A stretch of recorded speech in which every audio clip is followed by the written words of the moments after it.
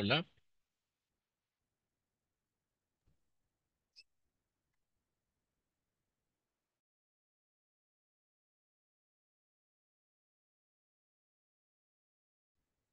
Hola Santiago, buenos días, ¿me escuchas?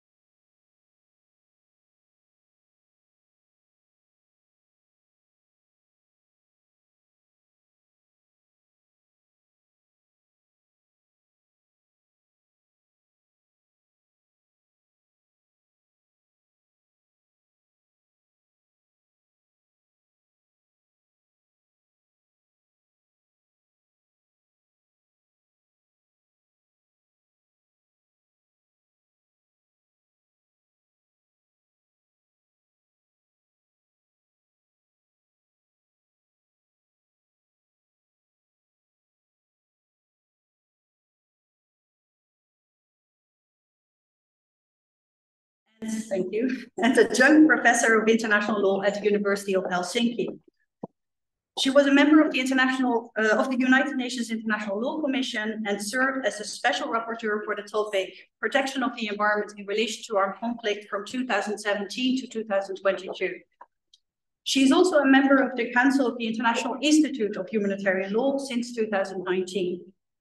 She has formerly served inter alia as legal advisor to the Finnish UN mission in New York, as head of the Unit for Public International Law, and as Finland's ambassador to Luxembourg.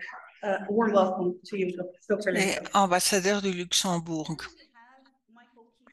Nous avons aussi Michael Keating, directeur exécutif de l'Institut européen de la paix,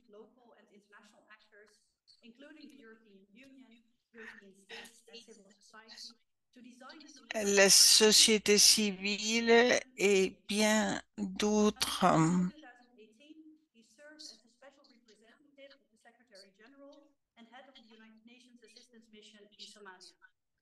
Prior to that, he was an associate director at Chatham House in London, where he initiated a range of initiatives on topics including Afghanistan, natural resources and conflicts, access to energy for refugees and the displaced, and humanitarian engagement with non-state armed groups.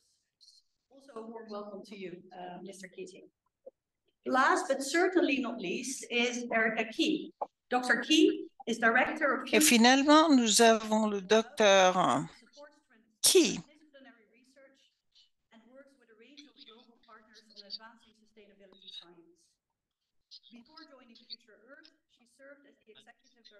avant de le joindre, elle a travaillé comme directrice où elle a travaillé avec des thèmes de durabilité. Aussi, travaillé avec la Fondation nationale des sciences des États-Unis et l'Université de Columbia. Ainsi,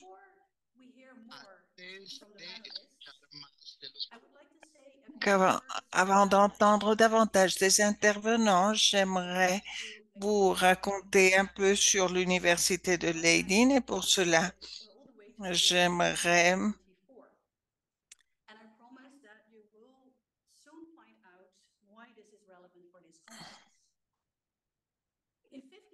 et nous verrons pourquoi ceci est important pour cette conférence. En 1554, il y a eu une révolution contre l'occupation espagnole aux Pays-Bas. La ville de Leiden était léale aux rebelles et a été donc sous le pouvoir espagnol et la ville n'avait pas de provisions, ils avaient faim. Et William Foch, le directeur du mouvement rebelle, était déterminé à libérer la ville. Et la façon dont il espérait le faire, hein, c'est pour ça qu'il nous raconte l'histoire, hein.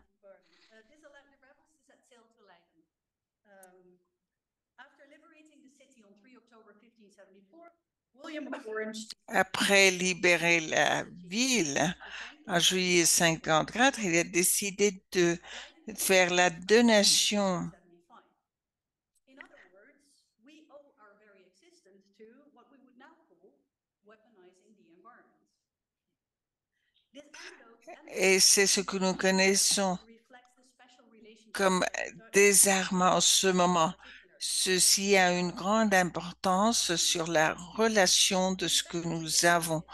Donc, comme relation, c'est une relation spéciale et c'est une des raisons pourquoi nous avons choisi l'eau comme un des thèmes de cette conférence. L'Université de Leiden et l'Université de Deauville. Leiden et La Haye. La Haye est d'une importance stratégique euh, par les mêmes raisons que la troisième conférence internationale où la paix internationale se passe. C'est une ville importante dans le domaine international, mais aussi a une grande connexion avec la paix et la justice. La Cour internationale de justice a son siège ici à La Haye. L'idée, c'était que les disputes des conflits, la résolution des conflits, soit de façon pacifique et nous puissions avoir un concept. À présent, le Conseil de sécurité des Nations Unies n'a pas la capacité de promouvoir la paix. Nous voyons que la Cour internationale de justice a adopté des mesures pour éviter que les conflits s'agrandissent. La Cour internationale de justice a garanti la reddition de comptes pour certains crimes et il y a trois raisons pour lesquelles l'AI existe, la paix, la justice et la reddition de comptes. C'est pour ça que nous avons choisi ces thèmes pour la conférence. Je vous laisse avec les mots de... Et en tant que représentant, je voudrais dire que l'Université de Haydn ajoute dans notre slogan et peut-être reconnaît la liberté est un bastion de la liberté. Ceci symbolise l'importance de la liberté académique et nous rappelle que cette liberté ne peut fleurir que si on donne prédominance à la raison en dessus du reste. Nous espérons que ce sera une conférence riche et inspiratrice. C'était donc mes mots de bienvenue et je passe donc la parole.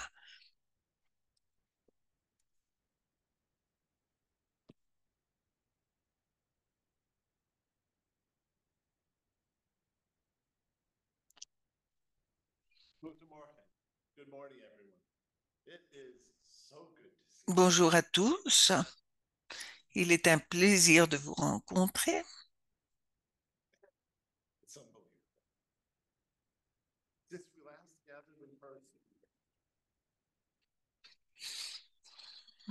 Nous sommes aujourd'hui réunis de façon présentielle depuis la dernière fois que nous nous sommes réunis à Pamplona. L'association s'est dupliée en taille et en portée géographique. Nous avons créé un entourage d'ambiance et de sécurité. Nous sommes les seuls dédiés à comprendre l'intersection entre l'environnement, le conflit et la paix et comment gérer l'environnement, les ressources naturelles à la recherche de la paix.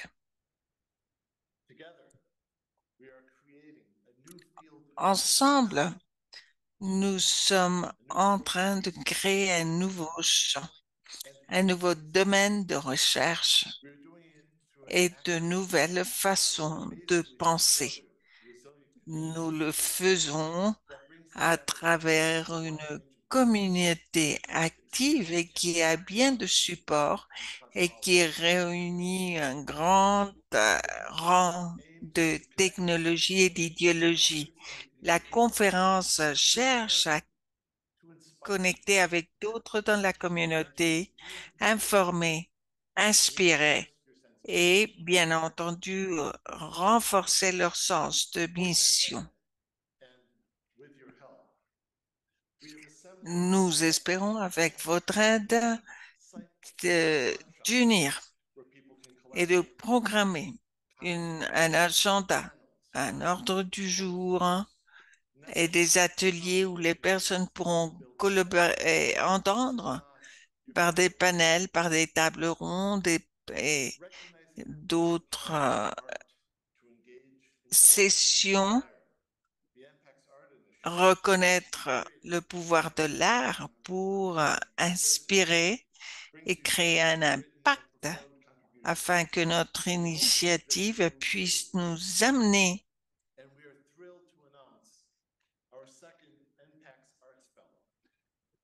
Et nous avons un grand plaisir à vous annoncer l'impact de tout ce que vous entendrez plus tard. En plus des différentes sessions, nous voulons montrer certaines initiatives qui nous aident à comprendre la paix environnementale. Nous avons une histoire orale de la paix. Nous venons de différentes disciplines et perspectives et nous essayons capter les histoires qui ne se retrouvent pas dans les livres. Ceci est reproduit par l'impact.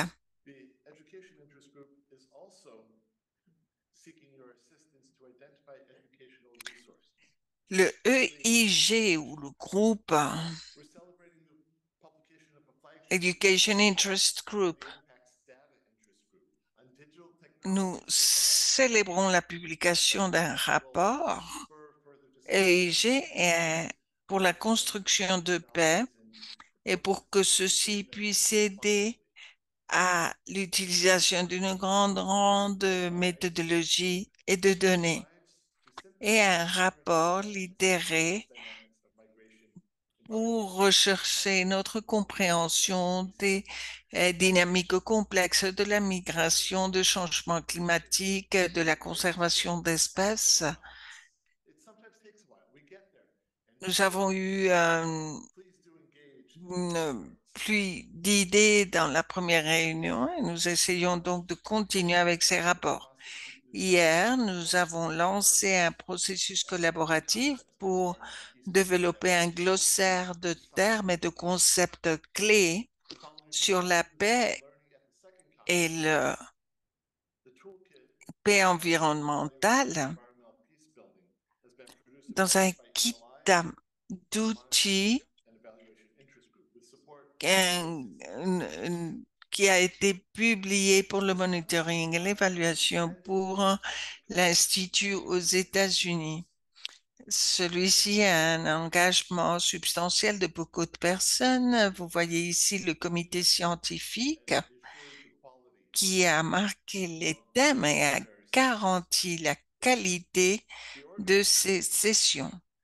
Nous avons le comité organisateur en ce moment sur l'écran et nous avons compté avec une incroyable collaboration de tous et j'aimerais remercier aussi au centre pour son espace, un, un espace très beau avec beaucoup de lumière. Aussi, les sponsors ont été indispensables pour pouvoir mener cette conférence et se trouve sur la partie arrière du programme. Aussi, j'aimerais remercier le travail du secrétariat qui est composé par des personnes avec beaucoup de talent.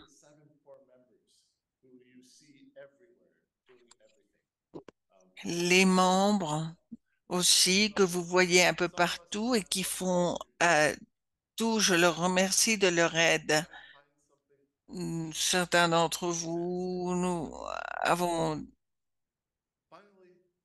des... Si vous avez besoin de l'aide, n'hésitez pas à nous demander. Nous vous remercions de dédier votre temps, vos ressources et votre énergie et effort Et ceci est seulement possible parce que vous êtes ici avec nous. Je voudrais donc clôturer cette introduction avec une réflexion. Chaque génération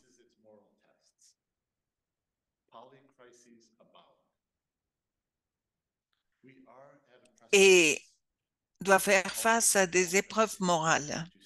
Il y a une crise, nous voyons un précipice qui appelle tout, fait appel à toutes les générations pour défendre un système juste et durable et qui adopte les droits humains et dans des espaces comme cette conférence permettent que les personnes parlent de ces valeurs, partagent leur expérience, apprennent et s'inspirent à travers le dialogue, l'échange et les idées. Nous pouvons créer la compréhension et à partir de celle-ci, nous pouvons faire face aux conflits. Et nous nous trouvons ensemble des professionnels, des politiciens, des chercheurs et tous ceux qui se réunissent aujourd'hui et qui ont dédié leur vie à créer une paix durable.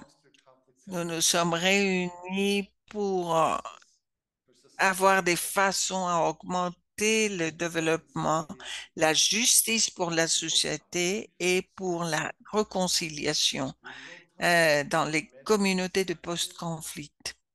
Nous allons aborder des thèmes sensibles et douloureux et nous devons donc montrer de l'humilité et du respect. Il est important de contempler, d'être en fatigue et de chercher la compréhension pour que cette réunion soit un exemple du futur de ce que nous voulons faire. Nous voulons être des modèles de la paix que nous voulons avoir dans le monde et donc je vous demande toutes et tous de mener ce dialogue avec humilité et respect. Joignons-nous de la façon dont les participants sont ensemble pour l'amitié et la paix. J'espère, je souhaite à tous une très bonne conférence. Merci beaucoup.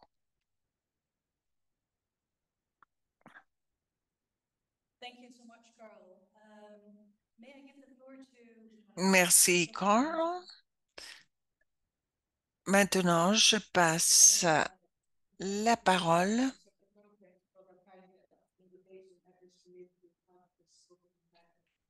à Maria.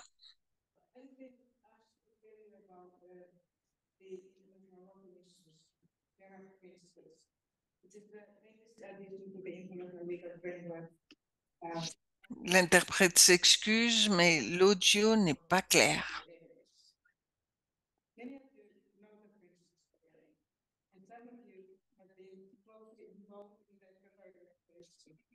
For the benefit of those who are not familiar with I think I should explain a little bit what they are about. Il semblerait que la personne ne parle pas dans un micro et il est donc impossible de l'entendre. From 2013 and completely in 2022 by the adoption of 27 principles with. This final outcome was then presented to the UN General Assembly. The relevant General Assembly resolution welcomes the completion of the work and underlines the importance of the topic for international relations. The resolution also brings the principles and commentaries to the attention of states, international organizations, and all who may be called upon to deal with the subject, and encourages the right process of dissemination. This formulation, all those who may be called upon, is in line with the broad scope of the personal scope of the principles. They do not only focus on the obligations of the parties to armed conflict, but also seek to clarify what obligations other L'interprète s'excuse, l'audio est impossible à traduire. Enhance environmental protection in relation to armed conflicts. The principles address questions concerning the conduct of hostilities, obviously, but they also deal, for instance, with peace operations, humanitarian assistance, protection of the lands and territories of indigenous peoples, and regulation of peace. Another defining feature of the set of principles is its central scope, which has been entire life cycle of armed conflict, the time before, during, and after conflict, including situations of occupation. The central scope of the topic reflects the experience of modern conflicts, which, as we know, are mostly non-international in nature. Often with external intervention, which is called one or more parties. Such conflicts may not have a clear end, or may only end to ignite soon again, and the transition from war to peace may be a long process. Some of the particular environmental challenges and opportunities of post-conflict situations are taken into account in the principles. For instance, in the principles regarding the remnants of war and peace processes. The temporal scope also derives from the recognition that protection of the environment must be continuous, and that preventive measures are likely to be more effective if they are taken before the conflict breaks out. The principles seek to contribute to better protection of the environment throughout the conflict cycle by providing measures to prevent, mitigate, and remediate environmental harm resulting from the conflict. From the legal point of view, l'audio est encore très mauvais. L'interprète s'excuse, mais on ne peut pas traduire. In particular for the integrity approach. Already the broad temporal scope of the topic has made it necessary to go beyond the law of armed conflict. The principles draw on several areas of international law, particularly international human rights law and international environment. Both of these areas are obviously relevant in the post-conflict phases, but they also have a role to play during conflict, including situations.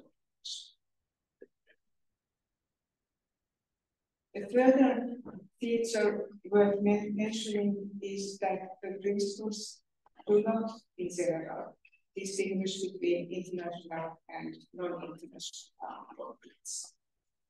Some of them only apply in international armed conflicts, such as those related to situations of occupation, but several principles use notions that include non-state armed groups. And some of them take into account that it has been a common phenomenon in recent conflicts that non-state armed groups exercise control. À nouveau, l'absence de micro du panéliste ne nous permet pas de faire la traduction en français. Related to illegal exploitation of natural resources and human displacement and their environment. Regarding finally the process in which the principles have been formulated, the principles and commentaries are the result of roughly a decade's work in the course. What I wish to highlight in this regard is that they were prepared very much in consultation with states, relevant international organizations, and other stakeholders. In accordance with its established procedures, the International Commission benefits from regular feedback from states for its work, and this was also the case with the principles. As always happens, the finalization of the set of principles was preceded by a consultation period during which states were invited to send in written comments in the draft case. This time, and given the nature of the topic, the invitation was also addressed to intergovernmental and other expert organizations.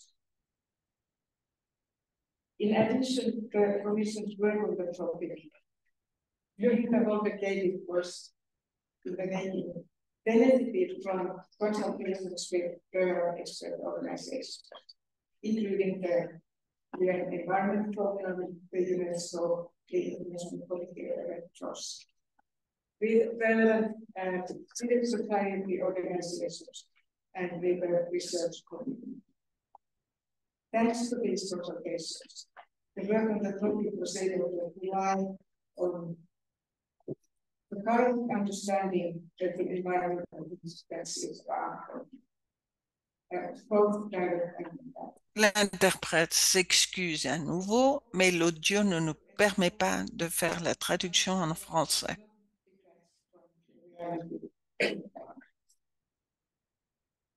Since their adoption, the principles have been noticed and acknowledged by states and institutions. For instance, by the latest UN Environmental Assembly, which adopted a resolution on environmental assistance and recovery in areas affected by armed conflict, referring to the current principles. The principles have also led to further consideration on certain issues, such as designation of protective zones, which was a theme in the 2023 meeting of governmental experts from more than 140 states organized by Switzerland and the ICC, or due diligence and viability of business enterprises, and even development and implementation projects as requested by the IUCN World Conservation Conference. Summing up, what I think is noteworthy in the current principles is their broad coverage and the fact that they address a number of environmental issues that relevance to modern conflicts. Together with the recent work of the International Committee of the Red Cross on IH recommendations to the environment, the principles clarify and expand from temporally and thematically the international legal framework for the protection of the environment for protective areas. And thank you for your kind attention.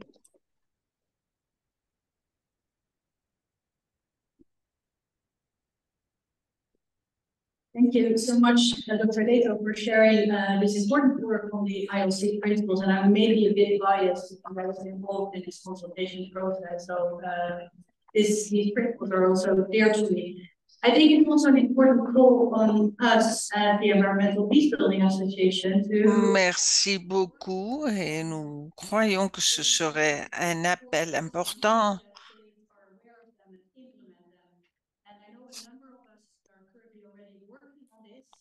Et je sais que beaucoup d'entre nous travaillons à ceci, mais il est important de rappeler aux membres de cette évidence.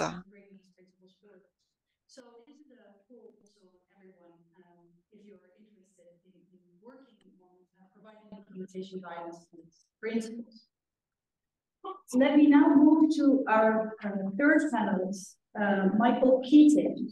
Please, the floor is yours.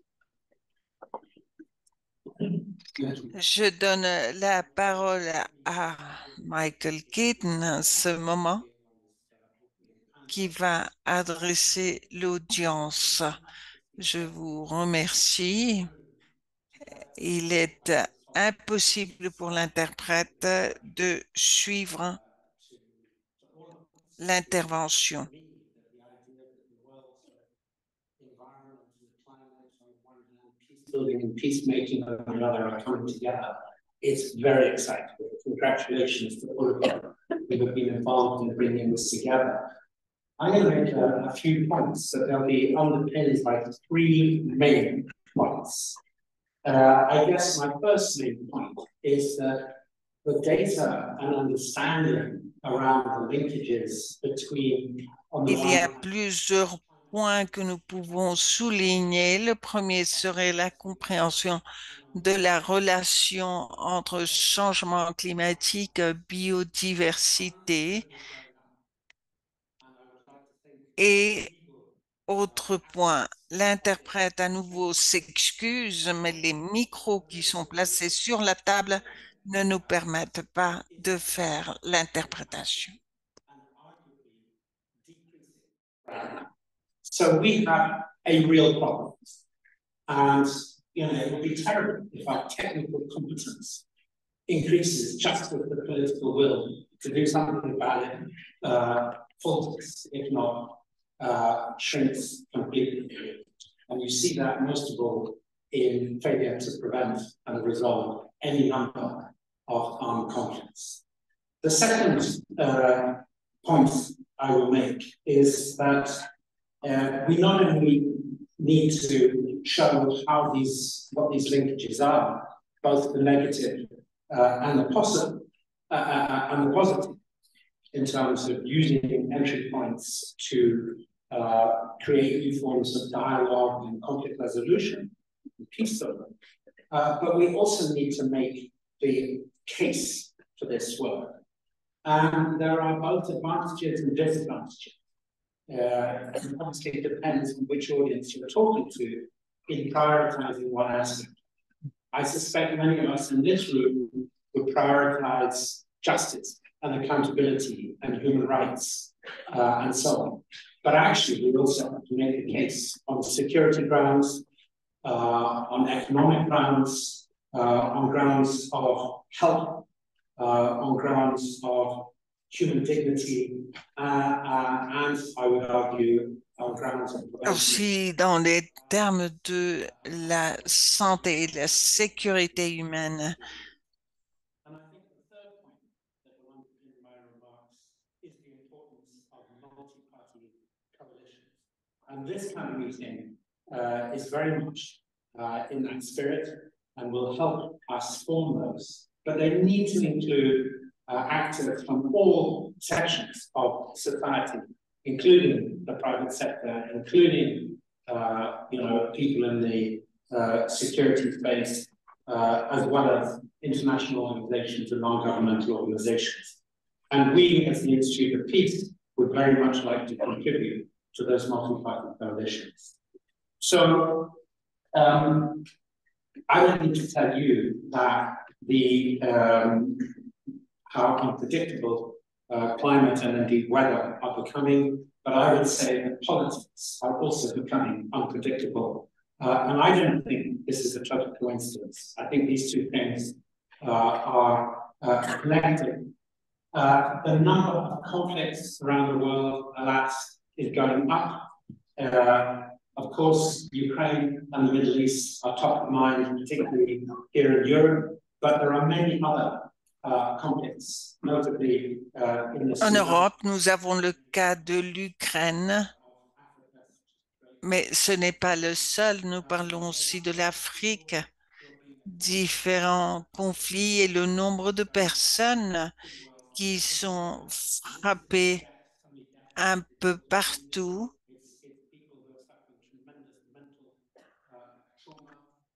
Et ce sont des personnes qui subissent des traumatismes mentaux très importants. On a la Syrie, par exemple, et d'autres exemples.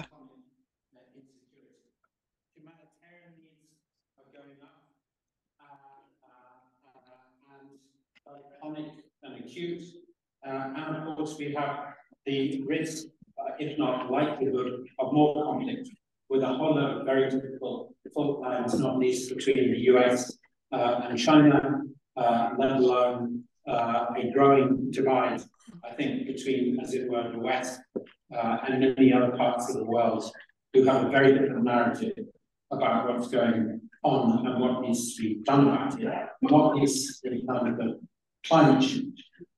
I would say that the nature of conflicts is also changing, and what we're seeing is both very old forms of conflict, like people using machetes and tanks and trenches. Oh, okay. But also, should I start again? That would be too much. But also new forms of conflict, cyber warfare, drones, and all sorts of things. We have a very extraordinary conflict landscape changing very fast.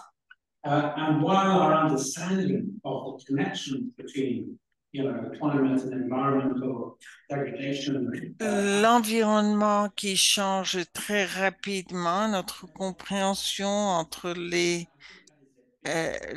l'environnement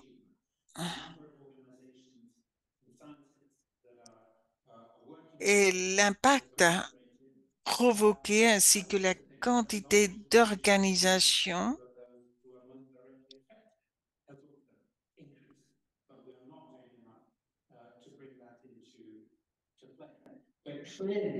désolé, il est impossible d'interpréter.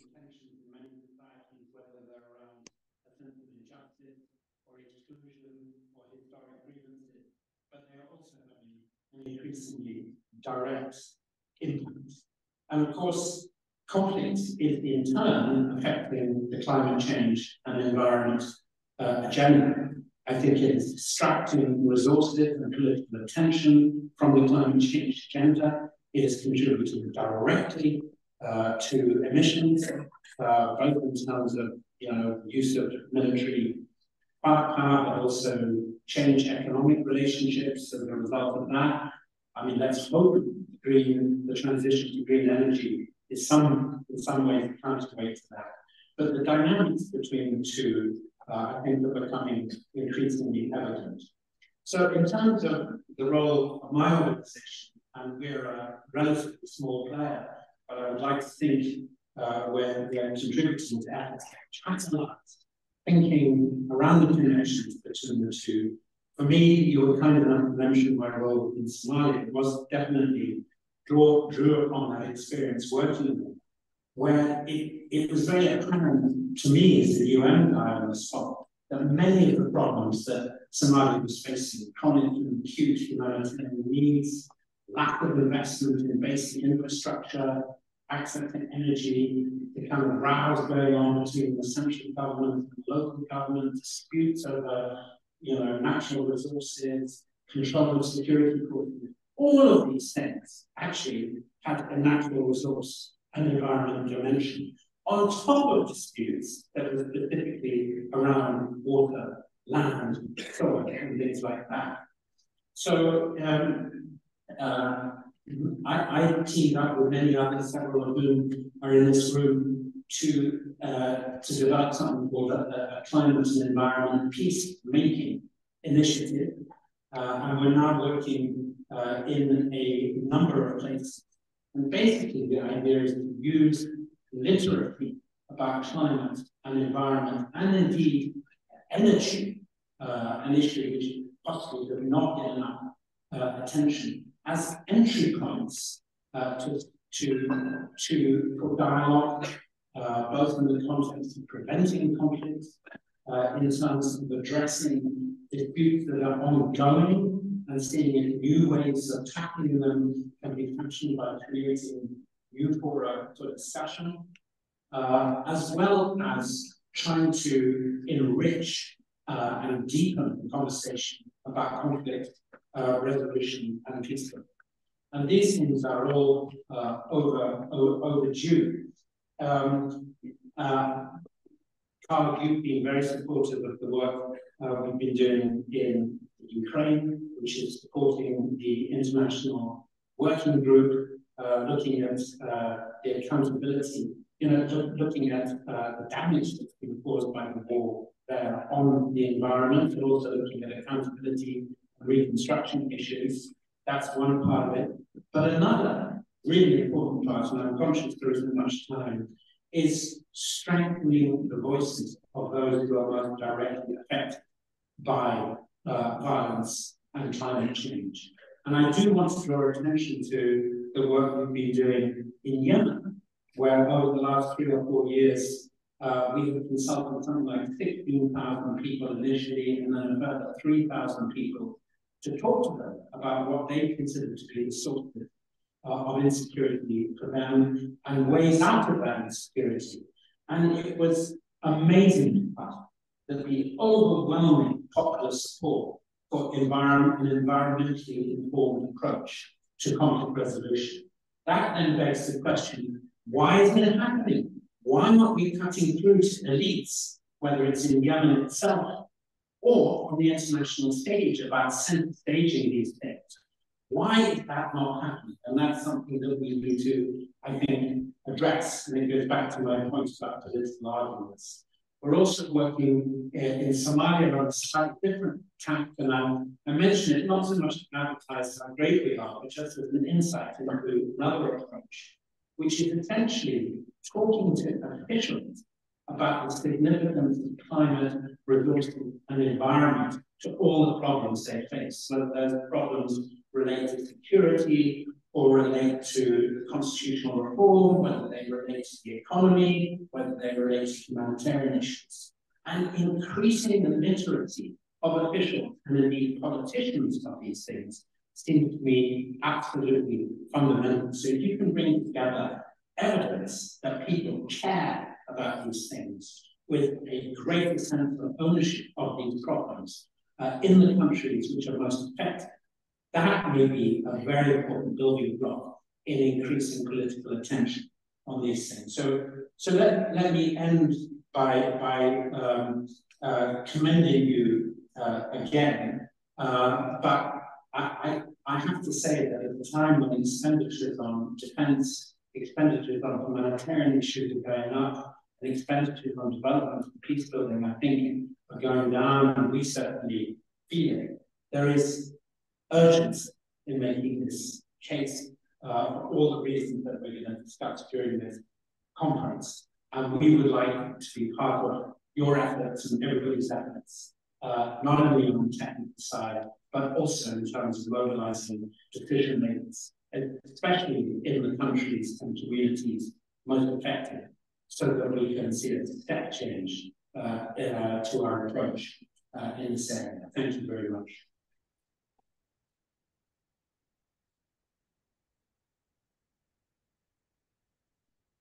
Thank you very much, Mrs. Pete, and also for describing the urgency of our work. You mentioned earlier also green energy as a new opportunity. At the same time, we also see, of course, for scramble for access to the very rare minerals that are needed for the energy transition. But it might in itself also have an interest, interesting is not the right word, but an important conflict dimension. And I'm really looking forward to the discussions that will undoubtedly take place on that question. May I invite Dr. Key for her opening remarks, and we have some issues with the interpreters and the table lights. So may I ask you to take the lectern of that, please.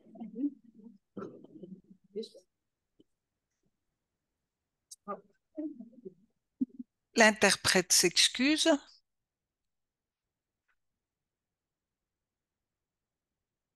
On n'a pas pu suivre la réunion.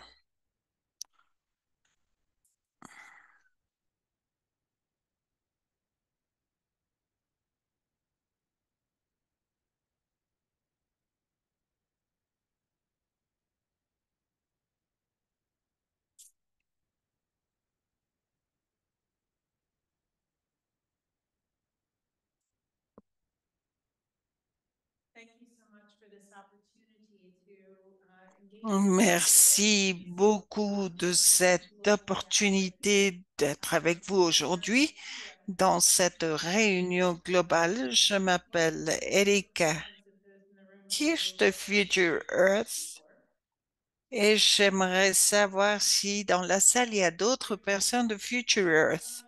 Excellent.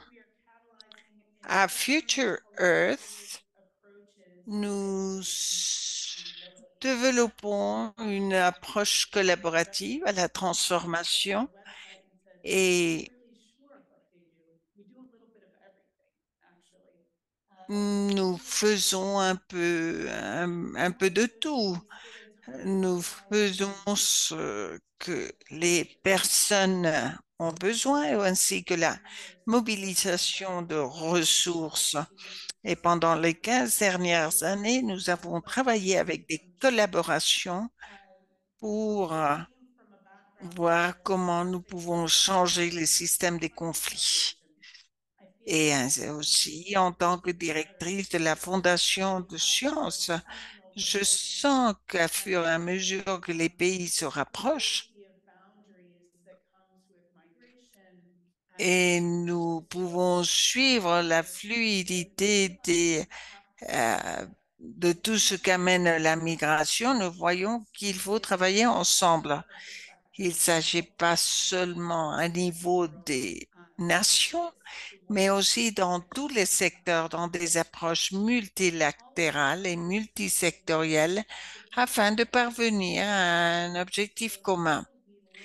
Tout ce qui existe a différents mandats et il faut trouver la façon de les lier les uns aux autres pour que de façon correcte, nous puissions faire face à ces défis qui sont posés par les conflits.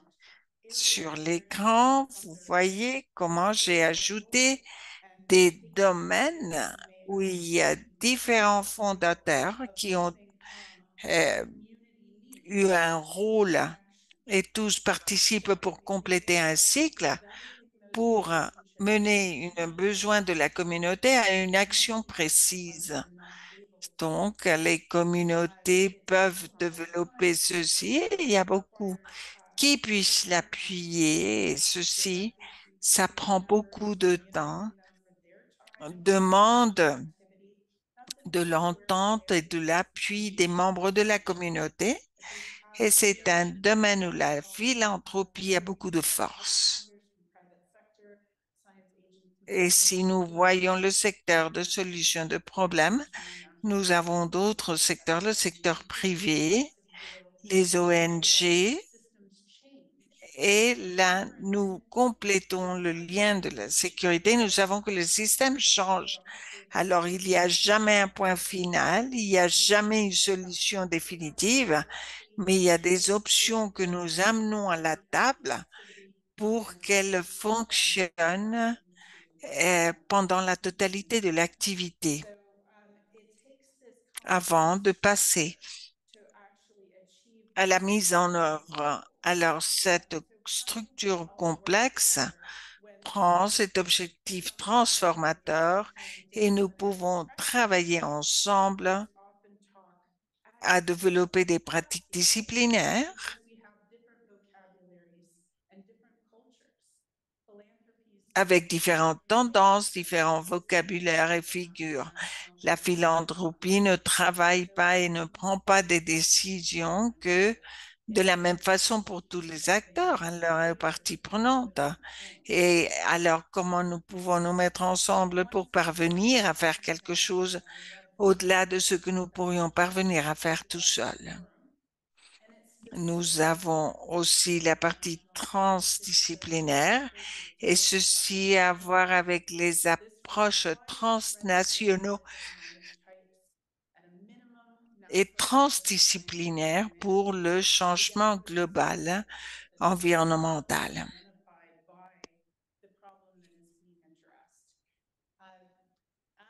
Ceci aide surtout les parties prenantes avec l'identification du problème. Au fur et à mesure que ce forum a augmenté, il inclut des scientifiques de la santé, des données de l'information, des mathématiques et autres domaines, et reconnaît qu'il faut qu'il y ait une approche holistique pour que euh, quelque chose passe à l'action. le Forum de Belmont adopte une méthode de participation flexible et dans la plénière, les membres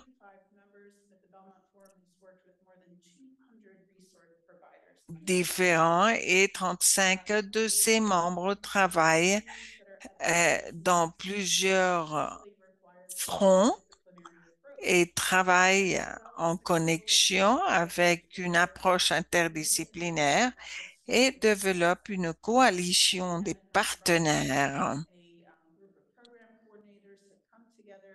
Nous avons les coordinateurs des programmes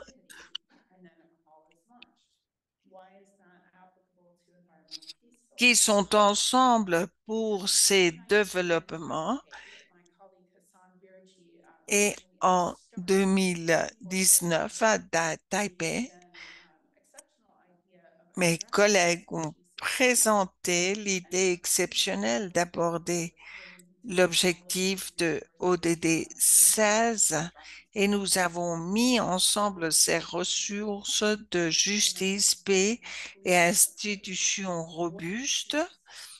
Et à ce moment-là, les membres avaient peur que cette paix, qu'est-ce que ça a à voir avec moi? Comment nous pouvons le mesurer? Et c'était quelque chose de très lointain à ce qu'ils avaient l'habitude de financer et parfois refouler ceci. Mais en 2022, nous avons eu toute l'expérience de la COVID, de cette pandémie. Euh, nous avons pu le présenter comme la construction de la paix environnementale, celle qui a été bien plus acceptée. Ceci a eu lieu au Panama et c'est là que nous avons commencé un processus global. Nous sommes donc ici en 2024 en avançant avec beaucoup d'options car nous avons vu que nous sommes dans un point d'inflexion en ce moment où la construction de paix environnementale gagne de la reconnaissance en tant que discipline et aussi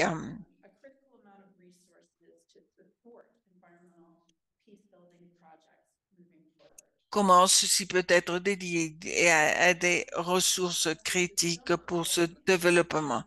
Donc, à travers ce processus de définition, nous avons beaucoup appris. À présent, nous avons eu à Panama, à Beijing, Inde, à Genève, aux États-Unis et aussi en Afrique, une approche multilingue et virtuelle en collaboration avec l'Université de Georgia. Mais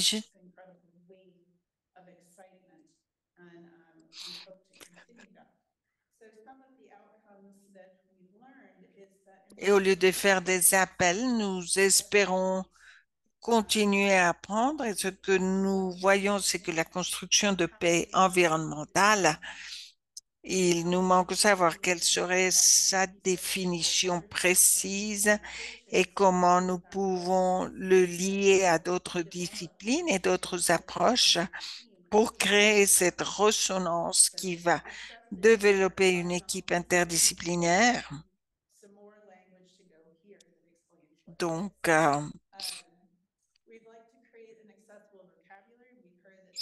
nous voulons créer un vocabulaire acceptable. Ceci est en développement.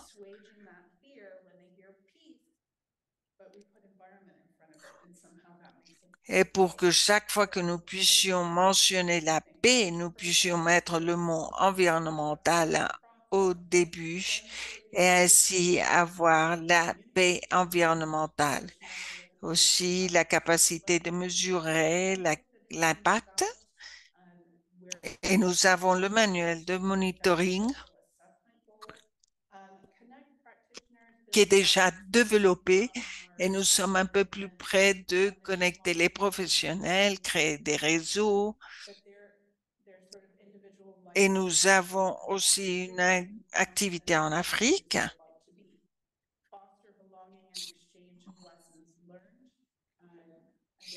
et nous faisons des échanges de toutes ces leçons apprises et c'est quelque chose qui est aussi abordé par le manuel. Nous connectons aussi avec les systèmes de santé en reconnaissant qu'avant la pandémie et les problèmes de santé sont une composante clé, surtout, c'est surtout clé en Afrique où il faut faire face à tellement de diversité et aussi pour élargir les opportunités d'éducation et promuer les apprentissages. Nous ne voulons pas déposer tous les efforts dans une seule personne, mais il faut élargir cette base. Et finalement, il faut développer des liens avec d'autres études de résolution de conflits ou gestion de ces conflits pendant tout le cycle, avant, pendant et après le conflit. Donc, j'espère que ceci vous ait donné une lumière sur ce que nous nous attendons ici et nous espérons que dans la session prochaine, nous pourrons faire cet appel international au financement et pour que toutes ces initiatives puissent être entendues par plus de membres de la communauté. Merci. Merci, Erika. C'est inspirateur d'entendre le travail que vous avez mené à bien et qui est en développement.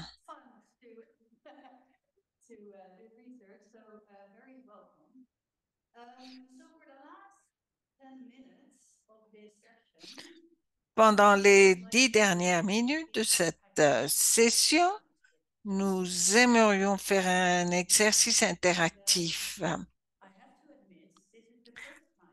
Je dois admettre que c'est la première fois que j'utilise ce programme. Alors, j'ai confiance qu'il va bien fonctionner. Alors, utilisez le code QR qui apparaît sur l'écran. Vous pouvez le scanner et vous verrez différentes questions qui vont apparaître.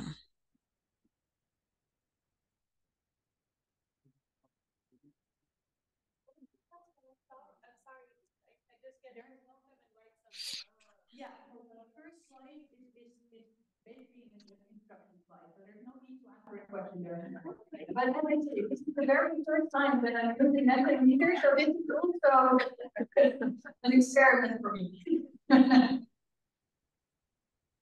Okay, nice. Everyone was able to scan the code. Est-ce que tout le monde a eu la possibilité de scanner le code?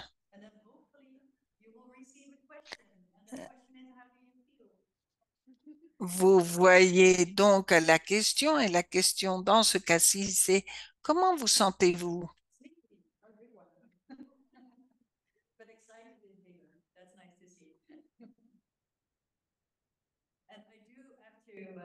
I do admire everyone getting up early to be at this panel. So let me also thank J'admire vraiment la participation de tous. On est content d'être là. Nous voyons des mots comme inspiré, de grandes émotions. Il semblerait que excited ou, ou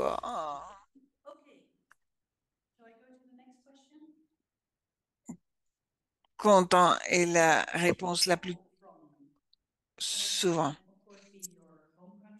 D'où venez-vous? Quel est le pays duquel vous avez voyagé pour venir ici?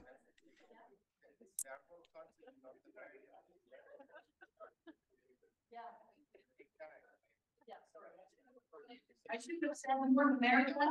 Yeah. So US.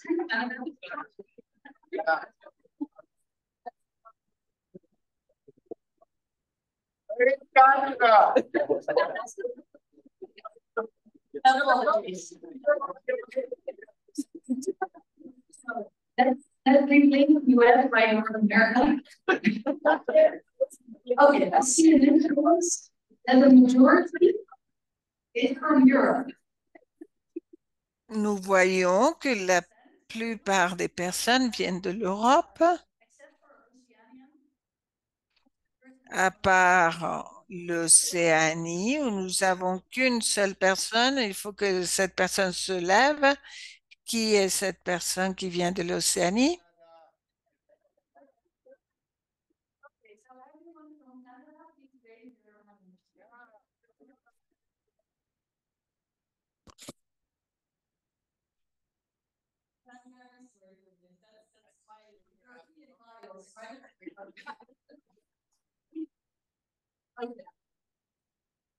Yeah, good morning.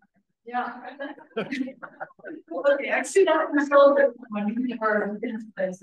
What's going?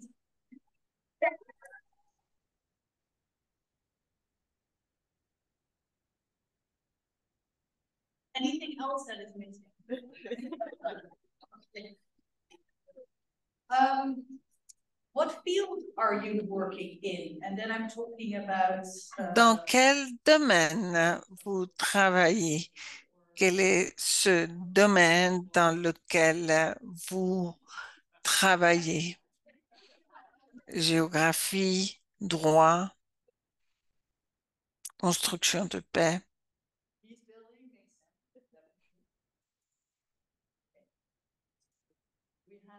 Ça a du sens. On voit aussi géographie, conservation, qui sont les plus mentionnés.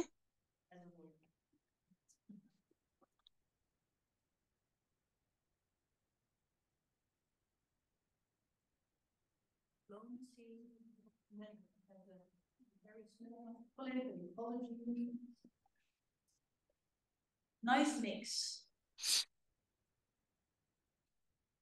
Une grande diversité, une très bonne combinaison d'occupation et de travaux.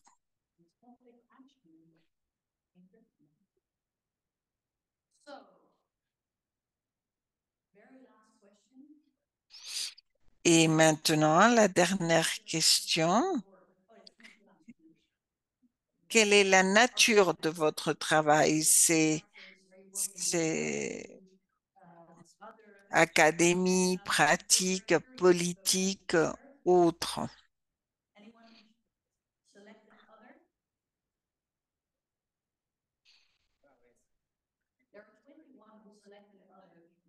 So who wants to raise their hand? Sorry? Ceux qui ont marqué autre, si vous voulez lever la main et puis nous raconter tous un peu quelle serait cette nature de votre travail.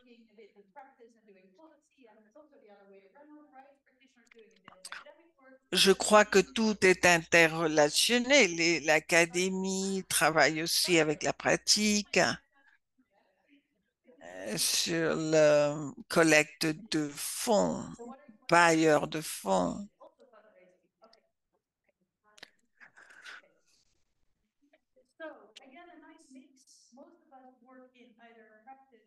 Un très bon mélange. Il semblerait que la plupart montrent une interconnexion entre toutes.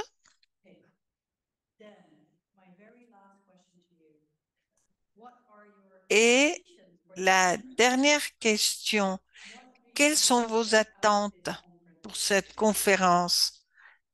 Qu'est-ce que vous espérez obtenir de cette conférence?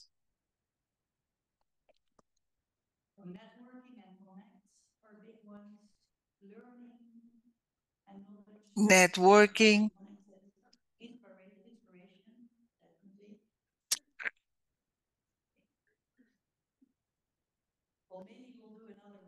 apprentissage, connaissance, connexion, networking.